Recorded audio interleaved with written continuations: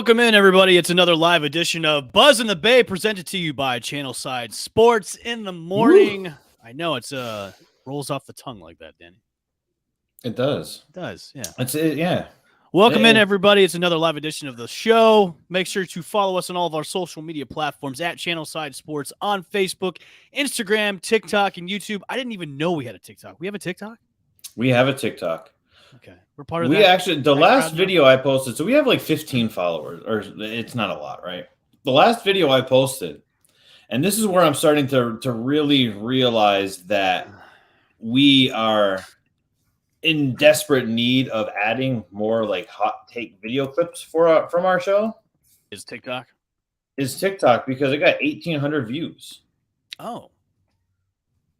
1,800 views on my egregious comparison of AJ Brown to Mike Evans, because I don't understand how people are anticipating AJ Brown having a better season than Mike Evans. I'm still wait. Run that back. Who said it still chaps my ass. Who said that? Pro Football Network has AJ Brown projected to have a better season than Mike Evans. Man, that's just clickbait, man. I'll put money on that. If there's Vegas odds for that, I'm putting money on that. Yeah, I don't know. Unless somehow miraculously, like Ryan Tannehill, gets Bucky Barnes' metallic robot arm. There's no way AJ Brown. Well, remember AJ Brown got traded on draft night. He's a Philadelphia Eagle now. Which is even crazier because the Eagles don't pass the ball. Every single option, every play is an RPO. Even if he's on the Eagles now with Jalen Hurts. Now listen. I can't even say the word. Wow. Stat-wise in fantasy, Ertz was the man. Like, he was a good fantasy pickup for a quarterback. But in real life, he sucks. Right. I don't know. No. I need to go and smack Pro Football in the face. We do. If it was a person, I would smack him in the mouth. That's Bush League. There we go. That's gonna be our new thing. I think so. I was watching Anchorman last night too. It's Bush League. Smack you in the mouth. Actually, I was watching part 2. Not as good as the first. Not as good as bad. Yeah. Before we jump into, we've got a huge football show today, obviously, to wrap up the hour. The Mount Rushmore of Tampa Bay Buccaneers. But before we do, obviously, we have some business to attend to as we welcome in my friend of the show, managing editor of Bolts by the Bay, Mr. Henry Yoho. Good morning, sir. How are you doing? Good morning. I'm doing well. Thanks for having me on. Sorry Henry, about we missed you yesterday. Yeah, I was going to say. Sorry about the confusion. It's okay. We won't dock your pay too much. All right. Yeah, I don't think. I guess the message didn't get to me about the 8:00 start here. So. Well, I think Danny has an iPhone, so that's probably why the delayed message because of iPhone. So. Oh, is that right? Yeah. Yeah, I think so. That might be it. I think you're outnumbered here, by the way. You know what? I don't care. Androids are So Tampa Bay gets it done in game 3, and they do it in astonishing fashion to where everybody's sitting on their hands, sitting on the edge of their seats, 40 seconds remaining in the game. Finally, they score, they take the lead, they win the game. What are your thoughts? What were your takeaways from the Lightning and Rangers game 3 of the series, Henry? Yeah, I thought that, this is the first time in the series that the Lightning really got to play their game, the way that they wanted to. I felt like in games 1 and 2, the mistakes and giveaways they were playing the Rangers game. I feel like they were kind of fueling the offense. We talked about that from game 1, and I thought that was the case again in game 2. And I felt like in game 3, they finally got to play the way that they wanted to, and they were starting to bring it to the Rangers a little bit. I think the 51 shots on goal, that speaks for itself. They were playing a lot more offense than kind of running around in their own end. So I think that, the Lightning finally established the way that they want to play. And I think they can feel good about, the way that things went. And hopefully they can keep it going for themselves if they want to go back to New York tied 2-2. Yeah, definitely. I think, I was telling Evan yesterday, I think the formula when Andrei Vasilevsky was clearly not playing his best hockey in games 1 and 2. The formula to remedy that is shoot the lights out. And 51 shots on goal is, Mhm. I would classify that as shooting the lights out. I mean, you're not going to see that unless you're watching a Calgary Flames in the first two periods kind of game throughout this entire playoffs. But I think that was the recipe for, just keep shooting. Just keep shooting. Give Vazzy a break. Let him get his bearings back, because clearly something was there. And it was even to the point where I was curious if there was like an undisclosed injury that we didn't know about, because he just looked slow. He looked off. He didn't look like the goalie that we've seen over these last 3 years. Yeah, certainly the sharpness to his game wasn't there in games 1 and 2. And, like we mentioned before, the long layoff, of course, and he wasn't there in games 1 and 2, and they finally got the Andrei Vasilevsky that they have been expecting in game 3, and he didn't actually have, a better save percentage than Shesterkin in game 3, partially because of the volume of shots that the Lightning were throwing at the New York net. But they finally got, the game that they counted on for him. And, he did his part, and then the Lightning, kind of held up their end as well. The 2 goals that they gave up were on the power play. They didn't give up anything at 5-on-5. And so, they were able to weather the storm when they had to from the Rangers, and the Lightning forwards were able to hold up their end of the bargain as well. Henry, we talked about this yesterday on the show about the 9-game layoff that they had between the series. I mean, obviously, it has really kind of hindered them in the first 2 games going into game 4. And this is the biggest question I kind of proposed yesterday. I put this out on social media. A lot of other shows that don't cover hockey picked it up for some reason, because I guess I thought it was a good question. Has the momentum shifted from the Rangers to the Lightning going into game 4? Yeah, I think that there definitely is an element of that. Obviously, you keep hearing the talk about the time off between series. People ask me whether I felt like the layoff would hurt them. I said I don't think it would over the course of the series. I said it would in game 1, and I think it kind of did in game 2. I think that might be a thing of the past now. There was a conversation that I don't even know, Elliot Friedman from Sportsnet up in Canada. He was talking with an NHL executive when the game was tied 2-2 in game 3. That this particular NHL executive said next goal wins the series. And, of course, if the Rangers had the next goal, they would have been up 3-0 more than likely if it was late, like it was in the 3rd period. And, there is a sense that, with the Lightning finding their game, that there is a chance to take this thing over now. And, I think that they finally played the way that they wanted to. And I think that there possibly is a little shift in, their confidence as well in the series now. Well, that was one of the questions I had lined up for you. Do you think that after the win in game 3, where the Rangers did play well, the Rangers played good in game 3, but they just got outplayed by a more experienced, more solidified fronted unit of the Tampa Bay Lightning. Do you think the momentum has shifted already in the series, or do we need to wait to see the outcome of tonight? Yeah, no, I think with these hot goaltenders, I think that they can eliminate any sort of confidence that either team might have. So you definitely have to wait and see. I'm not the biggest believer in momentum in a playoff series from as far as game to game. I think that each sort of game is somewhat of its own thing, and that I do believe in feeling confident in the way that you're playing. And I believe that the Lightning have to be more confident in the way that they're playing after they did in game 3. And I don't think the Rangers can particularly feel that bad, because I think the Lightning played a pretty great game, and it was still a close game. It almost needed overtime. So I don't think that the Rangers' confidence will be phased at all, because the Lightning brought the best, and they were still with them right until the end. So, game 4, this is the biggest difference. It's either going to be 2-1 or 2-2 or 3-1.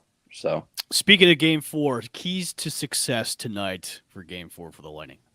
I think it's honestly the same as what we said going into game 2, is that the Lightning can't beat themselves. I don't think that this this Rangers team, they don't need any help getting their offense going. They the managing the puck and getting the Lightning in the forecheck, playing in the other end of the ice. Where the Lightning were running around a bit in their own end in games 1 and 2, turning the puck over, and that was creating chances for the Rangers. If they can limit the opportunities at 5-on-5 for New York, I think the Lightning can take care of this one, just because they didn't give up a single goal at 5-on-5 in game 3. So I think that that's the way that they want to play. Yeah, I think you're definitely correct on that, and we saw the uptick in offensive zone for the Lightning. They were in their offensive zone way more often, and they looked more comfortable. It almost looked like, I don't want to say they forgot how to play hockey, because that's a stupid take, right? But like in games 1 and 2, it almost looked like they were trying to find their way, like they were lost, and almost like they were just completely outmatched by the kid line and the younger, faster New York Rangers. But as you and I talked about on Friday, they've already seen this team for the most part when they played the Toronto Maple Leafs. So seeing how they came out in game 1 and 2 was super strange. And then obviously game 3, that's more of what we're accustomed to, more of what we're used to seeing with these Tampa Bay Lightning. That makes me feel good about game 4. Of course, obviously Braden Point was ruled out again. I don't think we're going to see him for the rest of the playoffs at all. Yeah, that sort of is the feeling. Yeah. I was almost surprised whenever I heard the conversation, the tone starting to change a little bit. He was out for the optional skate yesterday, and Coach Cooper had to announce that he was being rolled out. I feel like that hasn't necessarily been the case for a few of the last few games, so the tone seems to be changing a little bit. Actually, I'll retract that statement. If there's a chance, if they make it to the Stanley Cup, do you think there could be a chance he makes an appearance if they make the Stanley Cup? Yeah, I mean, I've been saying the whole time that the conversation doesn't sound good, but at this point, until it's been ruled out, I don't think it can be completely ruled out. It's fair. Well, Henry, you said famously now, it isn't curtains yet. Yeah. And it wasn't. Yeah. You hit the nail right on the head. What do you see going on tonight during game 4? Yeah, I think it'll be the same sort of thing. I mean, it's kind of crazy when we talked after the series was just 1-0. We talked about the possible situation that it would be 2-0, and I honestly didn't expect for that to be the case, truthfully. Right. But in order to knock the Lightning out, you're going to have to completely bury them, because if there is any last hope, any last gasp for air, they're gonna keep standing. And we saw it in round 1 against the Leafs. They couldn't bury them. New York had a opportunity to take a complete stranglehold here at 3-0. They couldn't bury them. So as long as this team's standing, they've got a chance, and that's all you can ask for at this point in the season. That's I love that Steven Stamkos stole their Twitter hashtag. There's no quit in this team, because obviously like there's no quit in New York is their hashtag, and it couldn't be more accurate. Like you said, like this team, you've got to put this team 6 feet under to beat them. You're not going to. I mean, they've tied the Montreal Canadiens with the longest playoff victory series in NHL history. Obviously, unfortunately, the 18-0 streak ended. It happens, right? Like Victor Hedman's now got his 100. Like he's at 101 points now. There's so many positives going for this team, even when things were not going right. That's just how good this team is. Yeah, and I've kind of just looked at this hole that they found themselves in is somewhat of a new challenge. That streak after a loss, okay, it's over.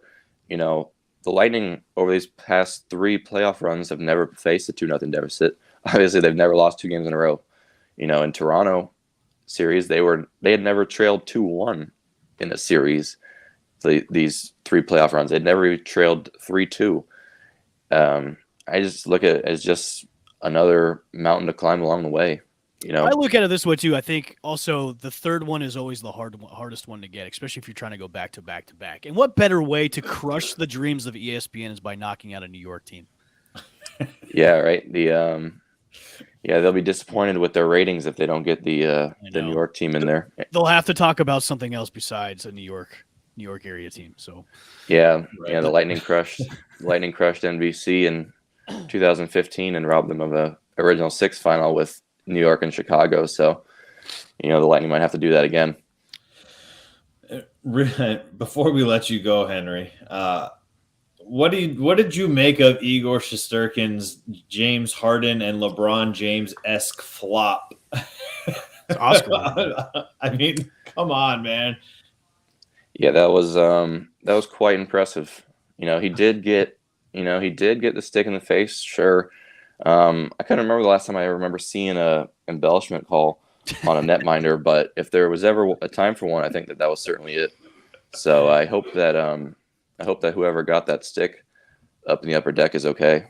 When he flopped, it was almost like slow motion, just like go. It was crazy. I mean, at real speed, you're like, what in the world happened? It almost looked like he tripped, like he faked a trip, like, oh, I tripped. No. Yeah, it was. I had no idea what had happened, and we saw that, and he's. I don't know if you've seen a couple of the montages that have been created of some of his theatrics over his time in the NHL, but it's it's pretty impressive, and I think that was is it pretty Oscar worthy. Yeah, definitely. And I think that the Lightning were trying to get in there and try to throw him off his game. I think that was a little bit of the plan. They got in that blue paint, 3 times and made contact with him. So Igor is better. The New York fans were right. Igor is a much better actor than Andrei Vasilevsky is.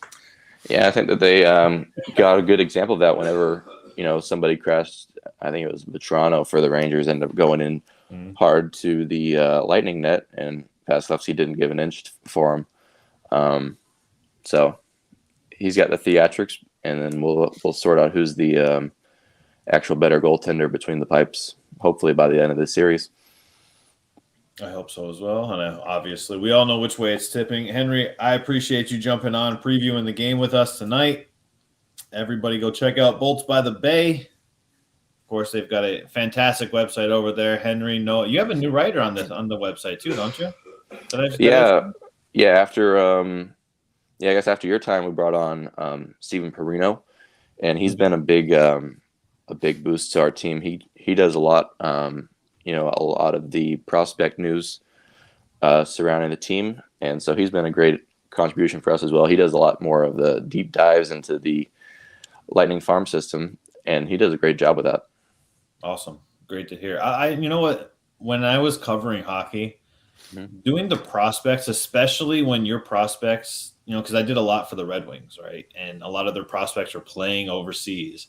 It's so hard to follow those guys just because of the sheer amount of information that is not available. So, kudos to Steven for that, because I can tell you firsthand experience that is super hard to do. So check out Bolts by the Bay.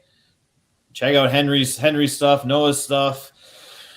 Make sure you follow him on the old Twitter machine as well, at Bolts by the Bay. Henry, we appreciate it. Hopefully we'll have you on again this week, and we'll continue the smiles and keep trucking along in this series as our Bolts make their quest for the three-peat. Awesome. Yeah, thanks for having me, guys. Enjoy the playoffs. Hey, thank you. Puck drop at 8. Puck drop at 8. Puck drop at 8. It's going to be a hell. It's going to be a tough game. It's going to be. I think being back at home has really helped them out a lot too. I mean, yes, obviously winning on the road is important as well, but I think after the 2 games set where they were down 2-0, coming back at home and seeing everybody and having the crowd just being so involved helps out the most. I'm hoping it's more. I hope we tie up the series to go back into New York, because you can't be down. Sorry, you can't be down 3-1 like that. It was a dad sneeze. I know you can't be going. You can't go down 3-1 going back into New York. You can't. There's no way. No. Because here's the thing: is Madison Square Garden does have that aura, right? It does have that buzz, the electricity. No pun intended. But it does have that aura about it. And if you go in there down, whether it's if you go in there 3-1, it's going to be very tough because that crowd is going to be loud. You're not going to be able to hear everything on the ice. You're not going to be able to hear Cooper or your teammates calling out plays or shift changes. So it's going to be definitely difficult. So this is absolutely still must win for the Bolts. Do you think this would be like one of the most important games of the series? Yes. Okay. Because like I said, you don't want to go back 3-1. Right. You don't. I don't see a world where at this stage right now, with as good as every home team is playing, I don't see a world where you go on the road down 3-1 and then somehow you can force a game 7. I don't see that. So it's a tough order to call too. I mean, that's super, super tough being down that much and then trying to force a game 7. Yeah. It's huge. It's huge. It is. You know what else is huge? Oh, well, hey, family show, guys. The Rays losing. Oh, I thought you were going to talk about Tom Brady's hog. That's why I thought you were saying huge. No. The football stuff is at the end. We'll talk about Tom Brady's hog. The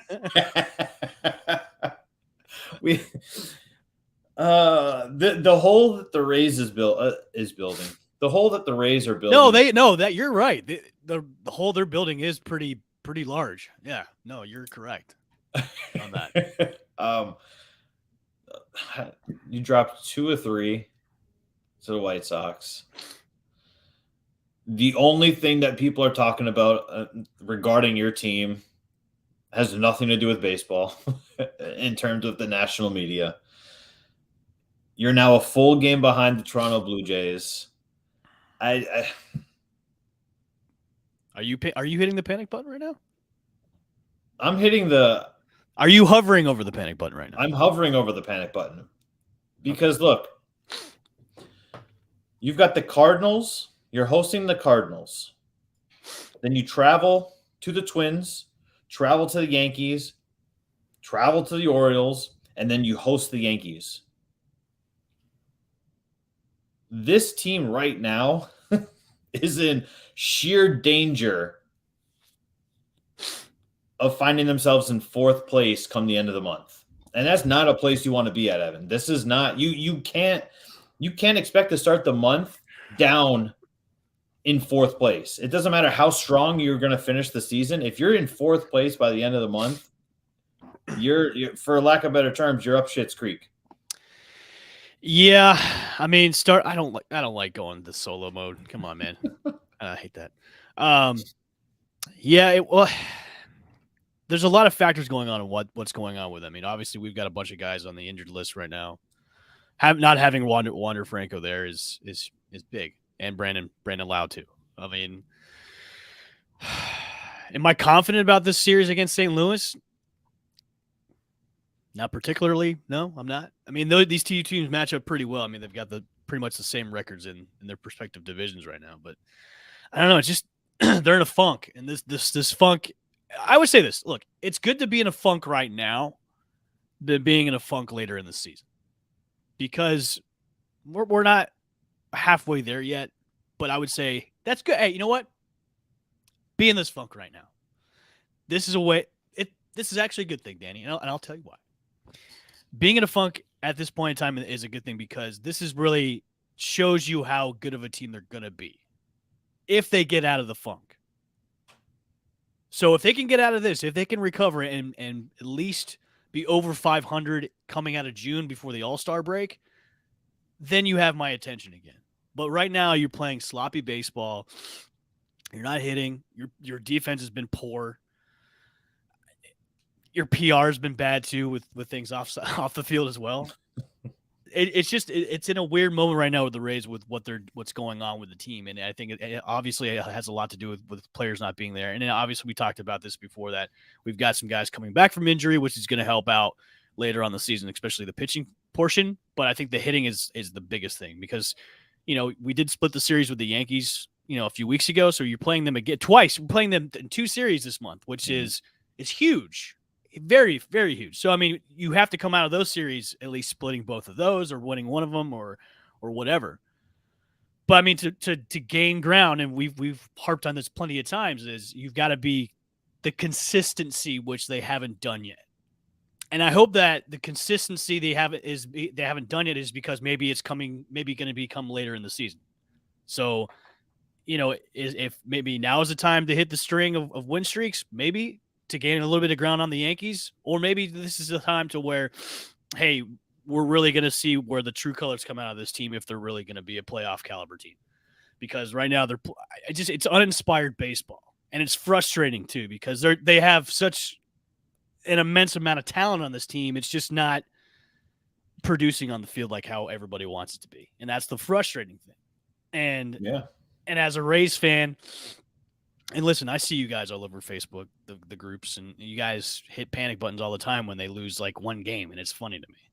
Like, there's still plenty of baseball left. We've seen teams like this before play like this, and they look at Atlanta last year. Look at the Braves.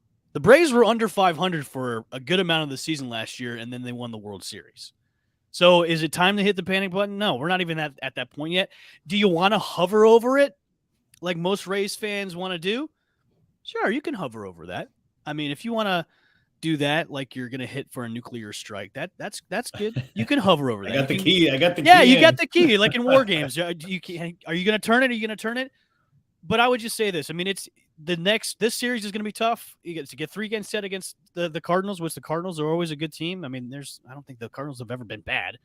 But then with the 2 series against the Yankees, that's you're gonna need guys coming back. I heard Boz is just about ready to come back up, and that's huge for the rotation. That's huge. Absolutely.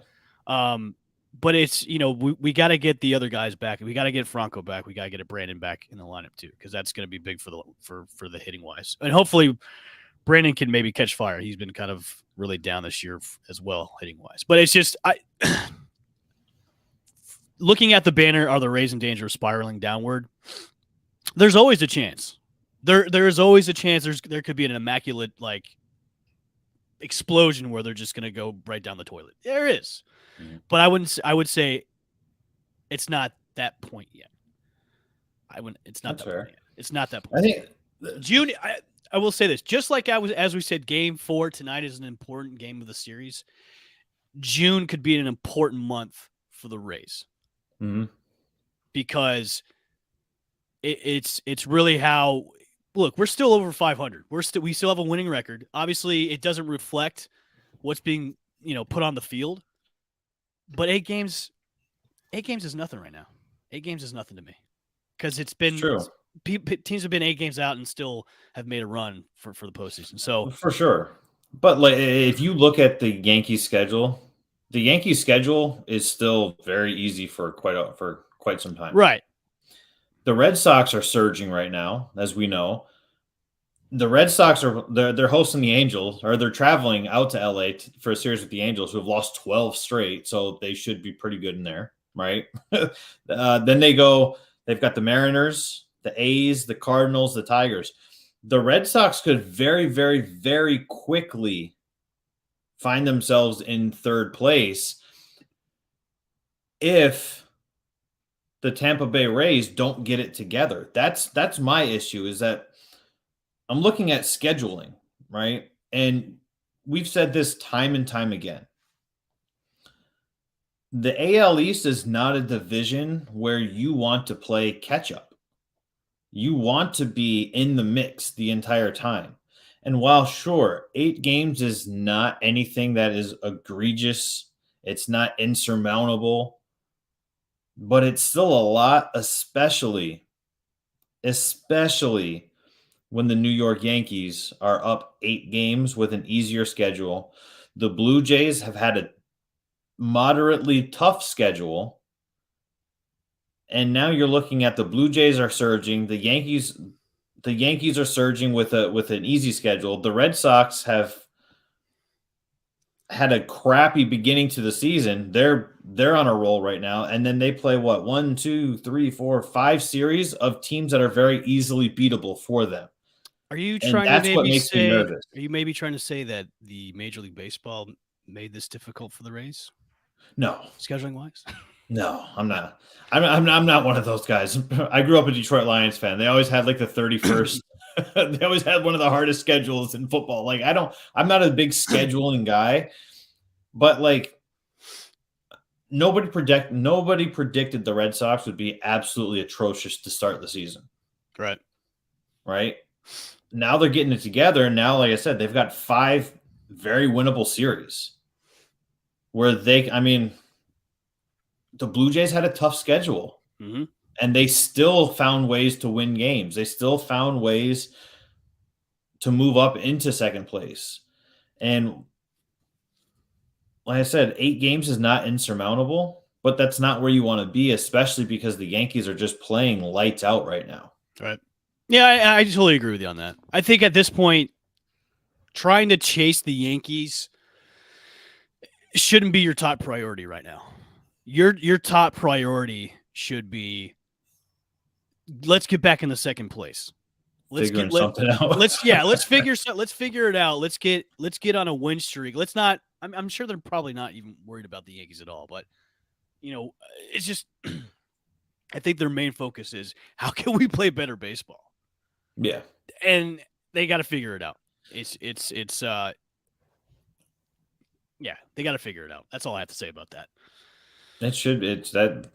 You know why? Because it's just a running thing. Because every single day now we're talking about how they're not playing that great, and they're not. They're not playing. They're playing sloppy baseball. They're playing like. Listen, I know this is a family show. Is it really a family show? On YouTube, it's technically listed for kids because otherwise you have to consent before you stream it, and that's just stupid. All right, well then I will say this: they're playing like dog shit, and I'm sure they know it.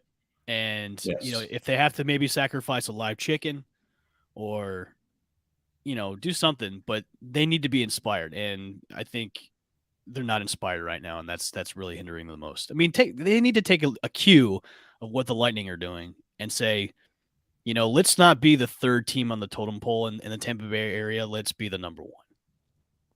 So, yeah. And make some moves at the trade deadline, guys. Come on, for God's sakes. We need help. Do something. I'm telling you, man, they need to pull the trigger, go get Juan Soto, maybe get another arm, and just go for a run, for God's sakes. Yeah. I mean, what do you have to lose at this point? Right. You've got nothing to lose. All you're going to do is just improve your roster. Mm-hmm. To me, that's just crazy. You know what else I find crazy is Pro Football Focus's head coach rankings. Let's pull this bad boy up here so everybody can see it. And there we go. Love the graphic, Danny. Good job, buddy. Oh, thank you very much. You're welcome. So these are the head coach rankings with an average roster. And you might be asking yourself, what is an average roster? Yeah, that's what I want to know. What is an average roster? So basically, they say this is using the idea of they're trying to do 2 things. They're trying to properly account for a team's talent level and predict something less volatile than wins. Interesting. They basically use the Pythagorean theorem for this. It's literally right in the article on Pro Football Focus. Here's my thing. All right, here's my very first takeaway on this, Evan. How in the hell do you have Cliff Kingsbury at number 4 in the head coach rankings when on an average roster when he's got a good roster currently who shit the bed? Yeah, for the past 3 years the Cardinals have played nap time the second half of the season. I don't understand this list at all. Sean McVay's at 11, and Sean McVay just won a Super Bowl. And he's been in, 2 Super Bowls? Yeah. I don't – hold on. Let me look at this stupid-ass list. Here, This is why we hate lists on this show. I love lists. How can you put Lovie Smith at 17? Lovie Smith has been fired twice. Lovie Smith hasn't been a head coach. Hey, this is the first time he's been a head coach in what years? Well, and look, and this is not me trying to, like peddle for Todd Bowles, right? But Todd Bowles took an Arizona Cardinals defense that was terrible and turned them into a top 6 defense. He then got himself a head coaching stint with the New York Jets. It didn't end well with the Jets, but it started very well. And the reason it didn't end well is because everybody got freaking hurt. I just like Bill Belichick, John Harbaugh, Andy Reid. I got no problem with those guys in the top 3. I have no problem with that. I'm fine with that. Yeah, I'm okay with that too. I don't know about Cliff Kingsbury at 4. I don't. And then Mike Tomlin at 13. Mike Tomlin has basically had an average roster. Well, I can see Tomlin at 13 because of the past few years, because Big Ben hasn't really been – Big Ben before he retired wasn't all that great. And the Steelers somehow miraculously made the playoffs by the hair of their chins. So Frank Wright has an average roster. Right. I don't – currently. The biggest thing I have is Mike McCarthy at 10. Right. I mean, it's not a good look. Get this list off our show. Stupid. It's crazy. The Buccaneers Mount Rushmore. This was the topic of the night. This is what you guys kind of went crazy on Facebook over, and you're still. I got so many notifications over when I posted this and shared this out, Evan, that I actually had to uninstall Facebook from my phone because it kept freezing the app. Oh, really? Which is a cool problem, I guess. Hey, it's such a great topic to discuss because, and you mentioned this before the show when we did pre-show, is there was somebody that said, hey, there's 4 spots. Yeah, there's 4 spots. So there's gonna be some people left out, and some people that you may be considered Hall of Fame Mount Rushmore people that are Hall of Famers that are not going to be on the list. So it's such a great topic of conversation is, solidify it. Who is really on the Mount Rushmore of the Bucs? And, I could probably name a couple that are probably surefire ones. And Sapp is probably one. Yep. Rondé Barber is probably another one too. I've actually seen Rondé Barber removed a lot for Mike Evans. Which I can't. It's so hard. You can argue that because, Barber is a surefire. I think Barber is on there for sure. Mike Evans is definitely on there too. And his career is not even done yet. Right. So that's the thing. It's like, you can put Mike Evans on right now. Definitely you can put him on right now. And his career is not even over yet. He still has so much more football to play. But already so far, his career is already a Hall of Fame career, and it's already you could stamp his face on that Mount Rushmore. But right, yeah. But down, it's almost like a conversation that it could be split both ways because you have the older Bucs fans that go back to the old school players, and then you've got the new school, which could be the older / newer teams that have been kind of that have had that success could be on that because remember we talked about it yesterday about Leroy Selman being on the Mount Rushmore, right? So is Leroy Selman not deserving of the Mount Rushmore over some people, or is it it's such a great conversation. I will tell you this: there is no wrong answer. That's fair. There's no wrong answer. I've seen a lot of lists leave Leroy Selman off, and which posed my question to you before we went live today. At what point can a player actually be removed from the team's Mount Rushmore? Because it's gonna records get broken, better players come along, right? Better Hall of Fame careers develop. Who thought Mike Evans was going to be a first ballot Hall of Famer when they drafted him? Right. Nobody. especially And coming on to a Bucs team when he did with who, was throwing Mike and Jameis Winston. It's like, right. but it's just crazy to me that, his career so far has been nothing short of phenomenal. I mean, he's got the record so far, and then he's got a Super Bowl ring. So it's like, nobody thought that was going to happen, I have a guy who is violently arguing with me right now, currently, like live. Yes. Have him come on the show. That Tom Brady needs to be. Yeah, I wish you were doing it in the comments, not on our Facebook, not on like my Facebook. Have him come on the show right now. Just tell him, give him the link to the show, and we'll bring him on the show. Tom Brady needs to be on the list, he says. Okay, so I'm glad that he brought that up too, because do you put Brady on the list? Even though he's only been here 2 years, is he on the list? Well, so my point to him is, I get it. Tom Brady is the greatest quarterback of all time. He helped the Buccaneers win a Super Bowl. He brought the team back to relevancy. And it feels weird when you have the greatest player of all time on your roster and not including them on a Mount Rushmore. I mean, when you got a guy in a towel like that, he deserves to be on the Bucs Mount Rushmore. I mean, come on. With tiny whities like that. Jeez Louise.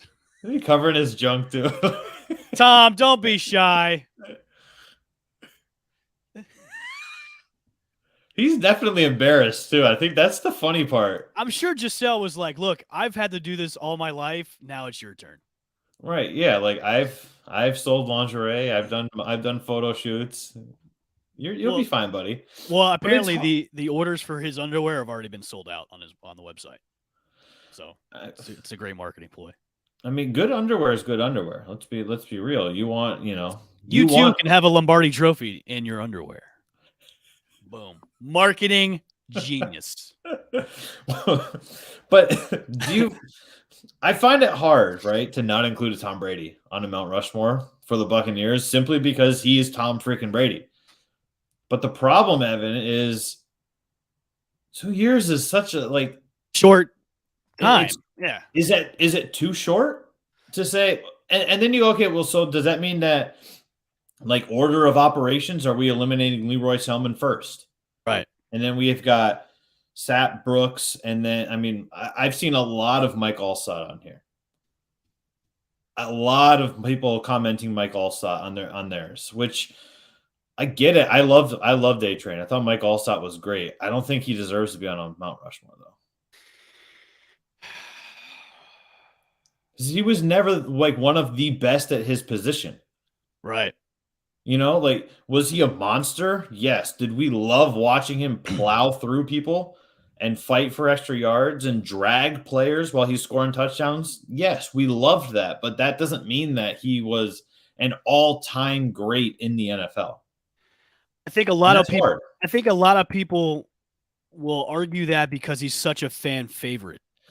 You know what I mean? Because he's such the guy that everybody really kind of tags synonymously. God, I can't even talk today with big words like that. with the Bucs, because every time you really think of the Bucs, you think of the A-Train, because he was he had such a huge impact on the team, and he's such a all fans love it, Allstott. How can you not love him? So you're gonna have there's so many arguments with a lot of guys that deserve to be on the Mount Rushmore. I will tell you this. I say Tom Brady does not deserve to be on the Mount Rushmore. Does not. Because you can say the same thing does Brad Johnson deserve to be on the Mount Rushmore? For sure. He won you Super Bowl. Said nobody ever. Right, yeah. So, it's such a lot of variables, who is really deserving.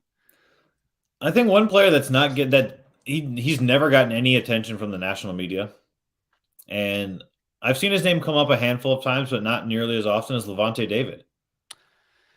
Yeah. Levante David has been very good his entire career, and nobody outside of Tampa Bay has known it. Right. Pro Bowl snubs, All-Pro snubs. He's always finishing 100. He's finishing the top 5 in tackles pretty much like every season for, until he started becoming in the twilight of his career and getting a little older and slowing down. But like, I think he's got a very strong case for being one of our best players of all time, because he's been doing it for such a long time at such a high level. And does Joe Jaravicius deserve? Oh, I do see a lot of. If Kristen was here, she'd probably say yes. I do see a lot of John Lynch, which is hard to not include John Lynch. True. God. But like I said, then that brings me to, does Matt Bryant deserve to be on the list on the Mount Rushmore? But like, should we have a kicker? Maybe. No. What? So if you're removing somebody, because I'm pretty like 3 of the 4 slots should already technically be spoken for, right? Correct. Leroy Selman, Warren Sapp, Derek Brooks. Right. At what point does one of them get removed for somebody else? And if somebody's getting removed, does it just automatically become the oldest player? Should it even go by the longest tenured or oldest though? Well, because could you put Mike Evans on the list now? I've got a hard time not putting Mike Evans on the list now because also too, Danny, because you could also say, okay, well then Tom Brady does deserve to be on the list. You know what I mean? Because he's older. He's older than everybody on that team, even though he's only been here 2 years. Last night I went all defense, and I think I'm changing my mind right now. Live. I'm either going to do a split, half offense, half defense, or I will do majority defense and then have one offensive player. And the only offensive player I can think of would be Mike Evans to have on that list. Yep. Over Mike Allstott. Yeah. Oh, absolutely. Look, we all love Mike Allstott, but I think, I'll do this. I'll say this is my final Mount Rushmore for the Bucs. Mike Evans, Warren Sapp,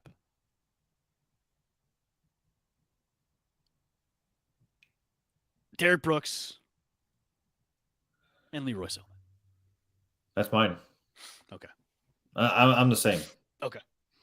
And if we're being totally honest, I did debate with myself whether I wanted to remove Leroy Selman or Rondé Barber for Mike Evans. And that's not a slight. And because at some point somebody's got to be knocked off. Right. It's not a slight. I love Leroy Selman. I'm friends with Leroy Selman Jr. I talk to him on Facebook all the time. He's a great guy. I'm trying to find that tweet that our good buddy Tony retweeted of us, so I can put. I'm not slighting your dad, right? Like it's. But at some point, better players. The game evolves. There's so many factors, man. There's so many factors, like the evolution of the game. Yeah, and Mike Evans has just been so good for such a long time. And you said it perfectly earlier. Mike Evans is already a first ballot Hall of Famer, and he's not even close to finishing his career yet. Correct. I think he's already stamped his. They're already starting to chisel his face on the Mount Rushmore. Yeah, they're shooting it with the dynamite. Yeah, I remember they're doing that in Richie Rich. You ever see that movie back in the day? I did see that movie. It was such a terrible movie, but it was also fun at the same time because we all wanted to be Richie Rich at some point. I think do you think that part of the reason it failed so miserably is because it had Macaulay Culkin in it? Because no, that was the big draw is because of Macaulay Culkin. Just overall, it was just a shitty movie. Well, not only that, but it's like I don't know. I feel like child actors get typecasted. Like Daniel Radcliffe, I don't care if you're 27 years old with a full beard on TBS right now, you're still Harry Potter. I'm sorry. You will always be Harry Potter to me. Yeah. I'm always looking for a wand. Did we get Tony's tweet?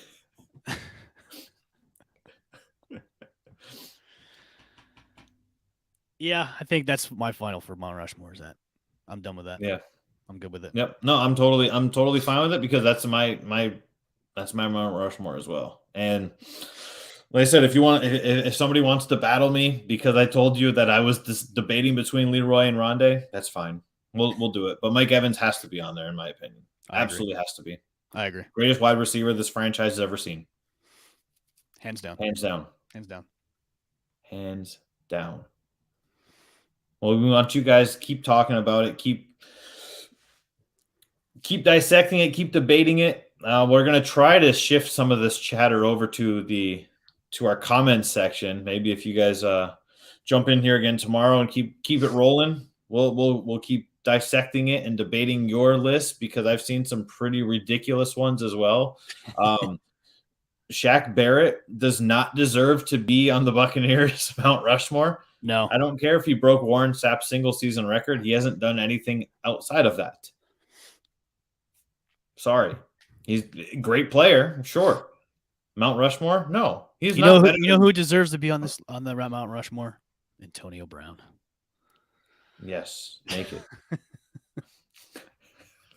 Somebody needs to put Tom Brady's underwear that should be on on Antonio Brown. Ooh, there you go. I'm doing it. New spokesperson for Tom Brady's underwear to begin with on the Mount Rushmore. That's true. See, there you go. The fully loaded underwear. Oh, Jesus. That's going to do it for us this morning. Make sure you follow us on all of our social media platforms. Search for the Channelside Sports Network at CHside Sports on the Twitter machine. We're going to be back. Do it all over again tomorrow. Hopefully, we're talking about a series tied 2-2 between the Bolts and the Rangers. We'll see what happens with the Rays. And we'll see what other egregious Mount Rushmores you guys come up with, and what other crazy preseason rankings that one of our beautiful national media outlets has the Tampa Bay Buccaneers either not featured in or very, very low. That's going to do it for us. I'm Danny. That's Evan. We are the Buzz in the Bay.